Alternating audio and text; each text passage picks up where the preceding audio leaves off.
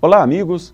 Está no ar Sindicep Entrevista, um espaço para discussão de temas relevantes para os servidores públicos e toda a sociedade. Você pode acompanhar em nosso site e em nossas redes sociais. E agora, também pela TV Alternativa, canal 19.1, aos sábados, 10h30 e reprise aos domingos, também às 10h30. No programa de hoje, vamos receber o secretário-geral da CUT Nacional, Aparecido Donizete. Na pauta, a retomada de direitos e a reestruturação sindical. Donizete, seja bem-vindo ao nosso programa. Ricardo, ouvintes, os maranhenses, bom dia. É um prazer estar aqui falando com vocês. Ok. Após o golpe de 2016, uma das pautas prioritárias dos governos que se seguiram foi a retirada de direitos dos trabalhadores, com a desculpa de que com isso iriam aumentar os postos de trabalho. Mas o que se viu na realidade foi apenas a destruição das vagas formais e o incentivo ao serviço informal. E em todo esse processo, os movimentos sociais e sindical foram muito importantes na resistência e para fazer o contraponto. Donizete, explica para nós como se deu esse processo. Então, Ricardo e ouvintes, todos nós já esperávamos há 4 anos atrás, quando os dois projetos foram colocados em disputa na sociedade, que o resultado do projeto vitorioso, representado pelo Bolsonaro, ia ser essa destruição para os movimentos sociais e movimento sindical. Obviamente que ele utilizou naquele momento um discurso populista, né? Um discurso da corrupção, um discurso que todo mundo é igual, um discurso que nós trabalhadores éramos incompetentes, enfim. Ele usou um discurso populista naquele momento, ganhou as eleições e colocou em prática o discurso dele, porque na minha visão, mesmo disputando os dois projetos, ele não mentiu. Entre outras palavras, ele falou sim do preconceito, ele falou sim de acabar com movimentos sociais, em especial o movimento sindical. Ele, enfim, o armamento, né? Quer dizer, ele defendia o povo armado na rua. Então, ele não mentiu. E o projeto que ele venceu, ele colocou em prática. Eu não vi no mundo, ou não conheço no mundo, um presidente, um chefe de Estado, que com menos de 50% de popularidade, colocou em prática um conjunto de destruição para a classe trabalhadora e movimento social, e até para os mais oprimidos, né?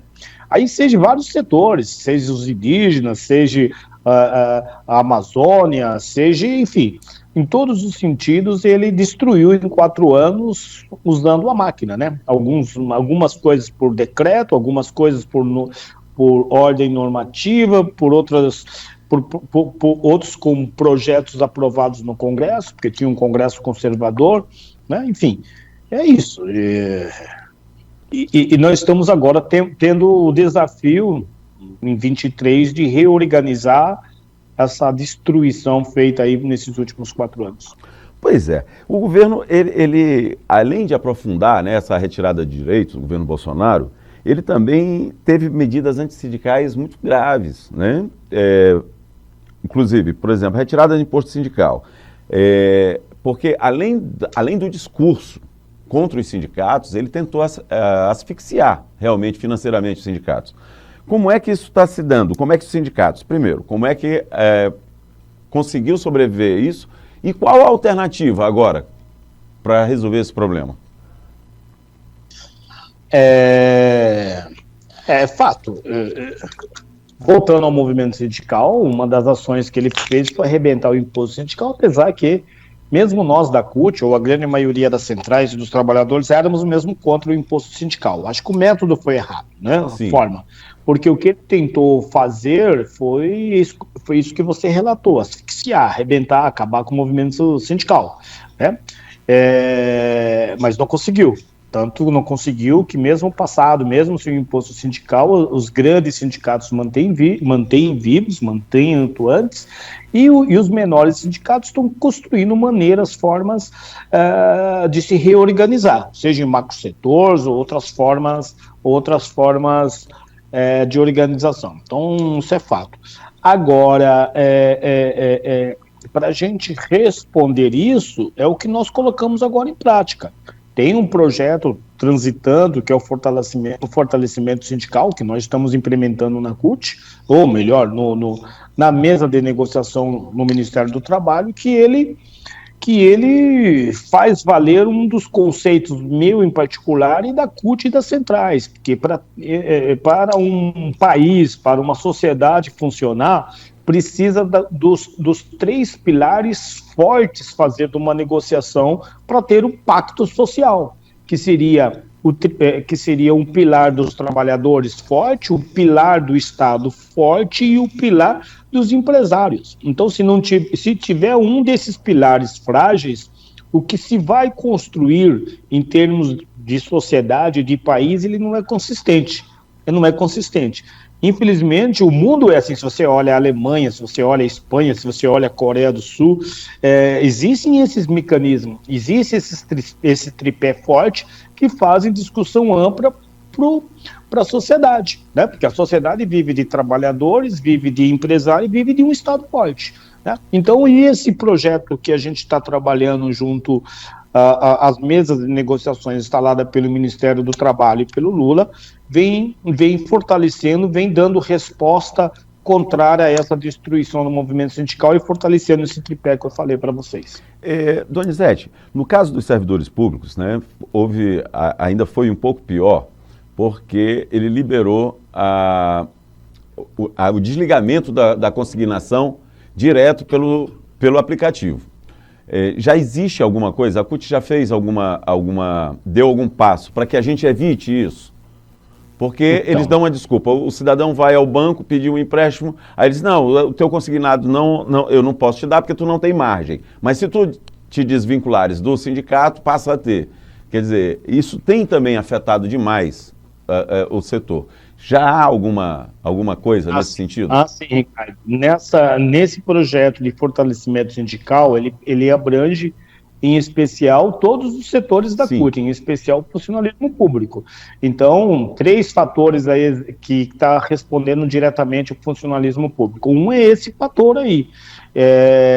Então, um é essa pergunta que você fez, o segundo é o A151, quer dizer, nós estamos regulamentando a 151 e estamos fazendo que nas 3 esferas do funcionalismo público tenha uma mesa de negociação. É verdade que a gente não pode transferir tudo isso para o Estado.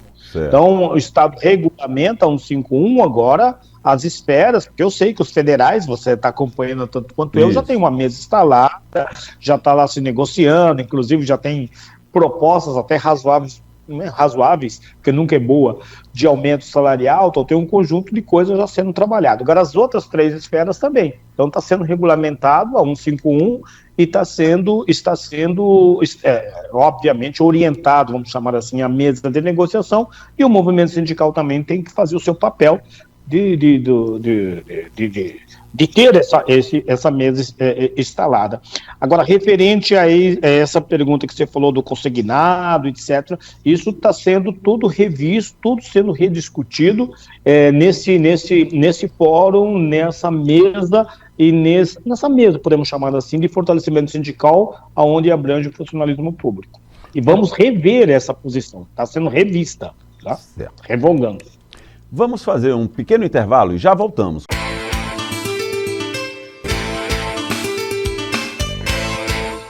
Estamos de volta com o secretário-geral da CUT Nacional, Aparecido Donizete. Durante esses 2 últimos governos, os movimentos sociais e sindical foram a resistência contra o desmonte dos serviços públicos e a destruição dos direitos da sociedade. Depois de todo esse desmanche, e agora com a instalação do governo Lula, como a CUT está articulando o resgate das políticas públicas para os trabalhadores? Então, como estava... Bom, Ricardo, Lula eleito pegou um Brasil totalmente destruído, arrebentado esse país. Então, ele vem conversando com movimentos sociais, vem conversando com a sociedade, vem conversando com toda a sociedade de uma forma geral, a ordem de prioridade.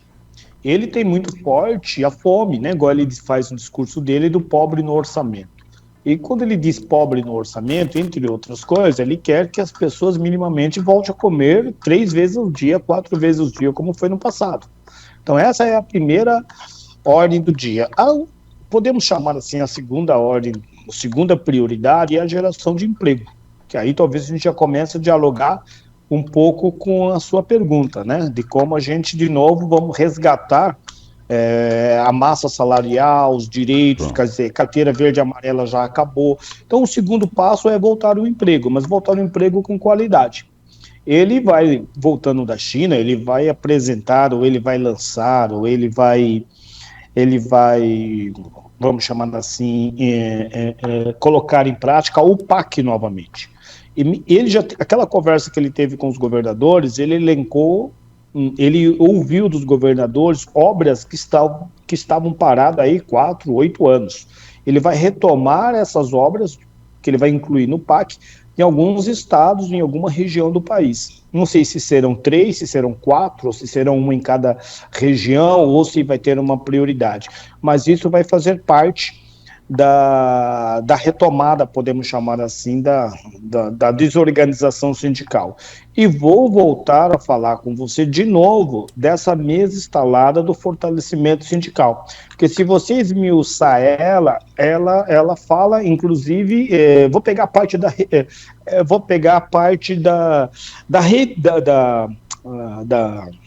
reindustrialização do Brasil, que eu acho que vai dialogar com o que você vai falar. Apesar que não está diretamente no fortalecimento, mas é um link que você fala do funcionalismo público. Nós entendemos, ou o Lula entende, para reindustrializar o Brasil, nós vamos ter que pegar o complexo da cadeia da saúde como carro-chefe.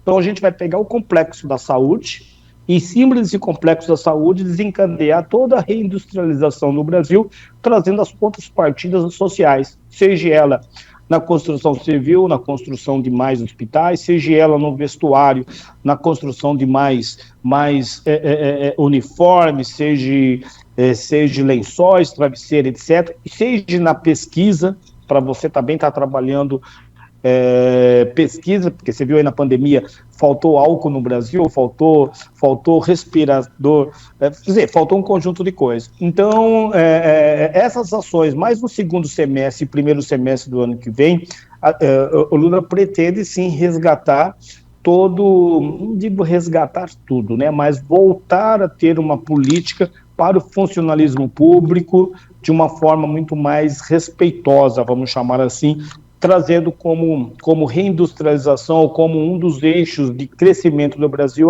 o complexo da saúde no Brasil. Um outro setor, né, que foi muito afetado durante os últimos 2 governos foi o setor da educação, né? Então, a isso foi acrescentado agora, né, a gente está vivendo esse desastre de invasões às escolas. Isso também não foi produzido por falta de ações dentro do setor de educação? Como a CUT está enfrentando isso também?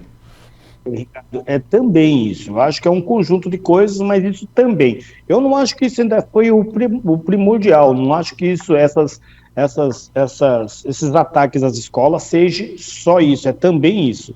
É verdade, e o Flávio Dino está tomando todas as ações aí sobre o desembolso de dinheiro para você fazer mais uma segurança pública próximo às escolas, fazer um acompanhamento nas redes sociais, mas eu acho que ainda isso tudo vem reflexo um pouco desse país dividido.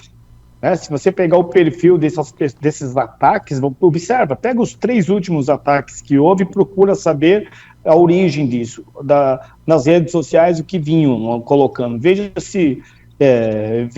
em qual lado que ele está desse país dividido. Quer dizer, é um país, essa pessoa foi estimulada ao longo de 4 anos, que é isso, é ódio, né? Que matar é bom, enfim, é isso. Então é também isso, Agora, o Flávio Dino e o Lula tá resolvendo, né? Estão tomando ações que pode resolver ou que pode amenizar esse tipo de ataque. Mas a gente não pode esquecer que isso foi construção do passado.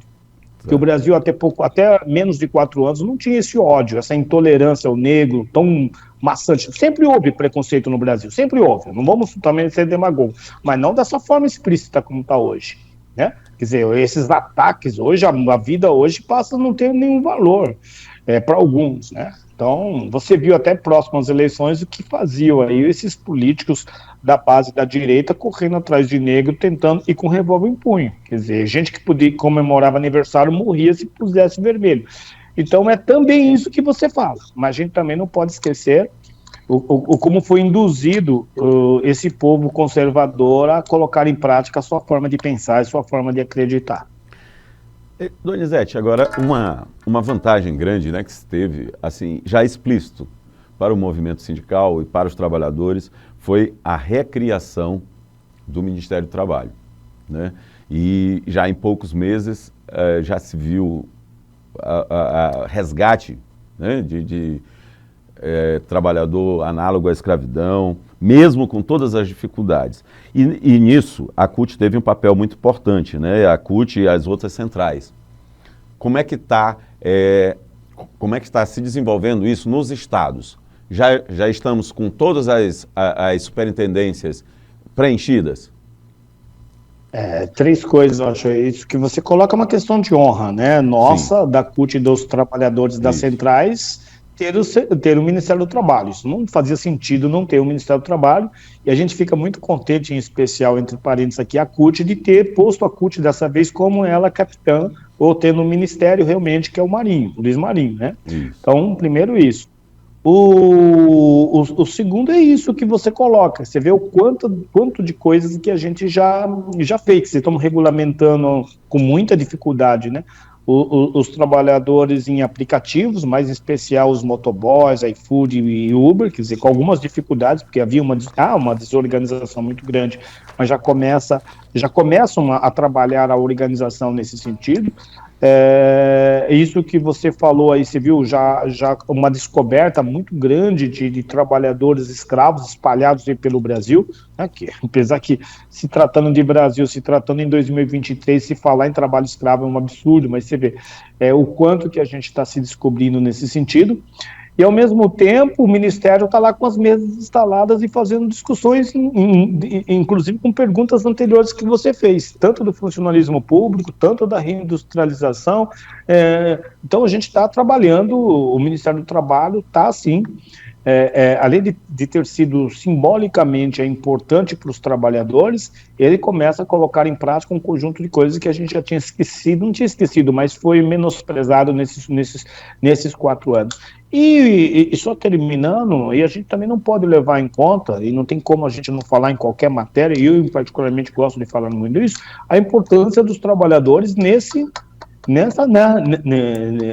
eleição e na vitória do Lula. Quer dizer, os trabalhadores teve um papel importantíssimo nesse processo, e nada mais justo hoje, agora, de estar também com o Ministério, né, um Ministério e tendo os seus temas sendo discutidos de igual por igual. Obrigado. Vamos fazer mais um intervalo e voltamos já já com o secretário-geral da CUT Nacional, Aparecido Donizete.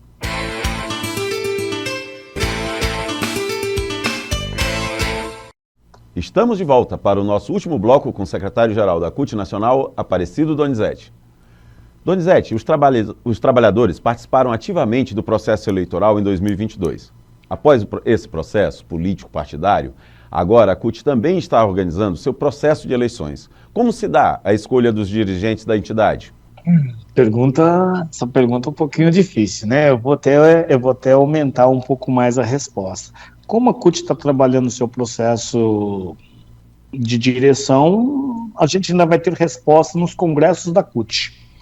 Porque de julho a agosto, os 27 estados farão seus congressos, entre outros temas que estarão sendo discutidos, que é esse da reorganização sindical, mas também a construção e a substituição ou a manutenção dos seus dirigentes, seja das CUTs estaduais ou indicando nomes aqui para a CUT nacional. Então, essa discussão começa a ser feita, mas ela não tem nada ainda absoluta. elas vão se concretizar, acho que mais daqui uns 2 meses, que os congressos começam em julho, nós estamos em abril, maio, junho, talvez ali no meados de junho as coisas começam a andar nesse sentido, né?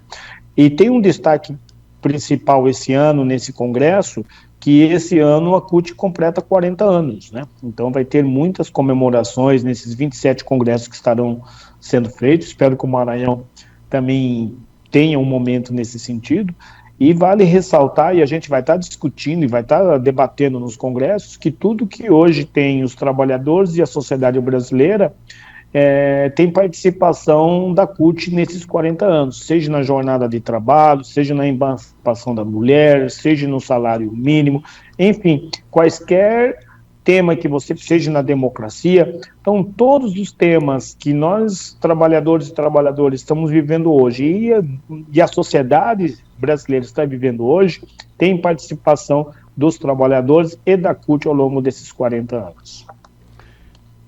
Donizete, assim, a CUT é hoje a maior central, mas existe já também uma discussão, né, de reunificação.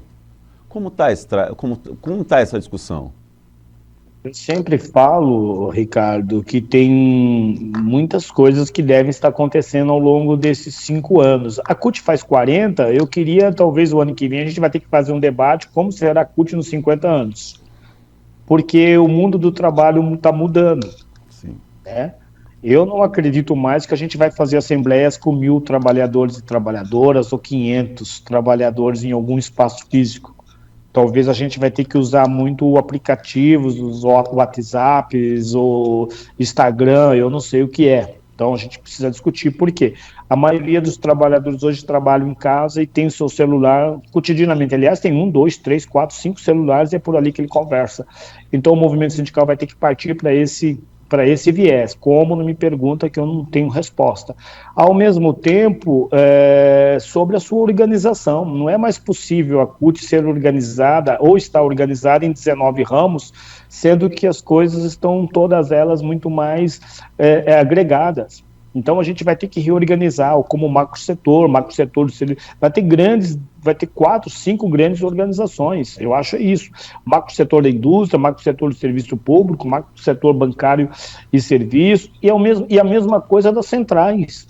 Não tem mais espaço. Hoje, se eu não falo a memória, nós temos de 6 a 10 centrais reconhecidas e nem sei quantas outras centrais não reconhecidas, próximo de 20. Não cabe isso, não cabe. Então, no momento, quando eu estou falando do fortalecimento sindical, tem uma parte que a gente não esmiuçou aqui, que é a autorregulação, um conselho de autorregulação que fará o movimento sindical, entre elas a sua representatividade. Eu não tenho nenhuma dúvida que daqui a 10 anos a gente deva ter 4 centrais. O Brasil cabe 4 centrais pelo tamanho continental dele. Então não vai ter essas 20 centrais. E vai ter movimentos, sim, movimentos esses de unificação. Eu não sei para onde vai a CUT, eu não sei. Eu só sei que tem movimentos que você sabe, por exemplo, a força sindical ainda não, mas a UGT e a força sindical se comentam numa fusão, entende? Que talvez, hoje a CUT é a maior central do Brasil e a maior central da América Latina, mas se a gente não olhar para frente, e quando eu falo a gente, não é as 3 letras, não é CUT, é eu que sou dirigente, é os sindicalistas do Sindicep, é os sindicalistas do Maranhão, tem uma visão mais ampla que é necessário você se desafiar para olhar daqui a 10 anos, porque não vai ser com esse formato que nós estaremos organizados daqui a 10 anos, Ricardo e ouvintes. Porque, inclusive, a forma de financiamento, né? Porque de certa forma, o que ampliou o número de centrais e até de sindicatos foi o fato de se calcarem no imposto sindical. Com a falta do imposto sindical, fica bem mais difícil você se financiar, assim, porque você precisa ter uma base realmente que te retorne. O financiamento sindical volta, né? Voltará provavelmente em 24, mas ele vai voltar de uma outra forma. Então, ele voltará como taxa negocial. Então, todos os sindicatos de todas as centrais que fizerem suas negociações terão direito de cobrar uma taxa que vai ser ali regulamentada junto aos trabalhadores sem direito à oposição, né? Agora, eu acho que aonde vai pegar, Ricardo e ouvintes, não é mais o financeiro, e sim a representatividade. Porque quem é que vai conversar e quem é que vai negociar tudo isso que nós estamos conversando na autorregulação, lá no CAD, ou seja, numa mesa de negociação? São as centrais e os sindicatos mais representativos daquele setor. Então, vamos pegar a indústria como exemplo, ou então o serviço público, que é o caso de vocês. Então, quem é do serviço público, qual é a central que está mais representada aí no Maranhão, que vai fazer a discussão junto ao governo do estado, que pode ser a CUT, a UGT ou a CTB, ou sei lá quem é aí do Maranhão. Você está entendendo? Então, Sim. Aonde vai fazer a unificação é a representatividade, e eu acho que não é mais o financeiro. Então, okay. Porque se você, não adianta você ser uma central e não negociar com ninguém. Que você, logicamente que os trabalhadores vão para um outro lugar, ele vai para uma central que negocia com ele, para ele, entendeu? Então, eles forçarão a movimentação de unificação para serem mais representativos, para sentarem na mesa. Ah, é uma só que vai sentar? Não, são as 3 mais representativas do Estado. Aí, se tem 20, quem são as 3? Aí acho que vai começar o movimento. O processo vai se depurando por si. Isso. Sim, porque os trabalhadores vão indo para quem está representando ele numa negociação, entendeu? Vai tirar o financeiro da ordem do dia. Ok. Donizete, o tempo da gente está acabando, eu queria te agradecer a disponibilidade e deixa aí uma mensagem, então, para os nossos ouvintes. Bom, eu acho assim, a mensagem que eu quero deixar aqui é um pouco de confiança mesmo. Eu acho que o slogan do Brasil, né, em reconstrução precisa de muito otimismo. Eu acho que nós, trabalhadores, temos que mostrar para a sociedade, para o Brasil, que está dividido, para o mundo, para a América Latina, que nós temos condições de governar um país desse tamanho, e não só governar. A gente tem condições de colocar em prática e colocar em prática aquilo que a gente discursava, que todo mundo tem o seu direito de comer 3 vezes ao dia, que todo mundo tem que ter um salário digno, que todo mundo tem que ter o direito ao lazer, que a gente precisa ter o meio ambiente preservado, que a gente precisa ter um funcionalismo público valorizado, que a gente precisa ter.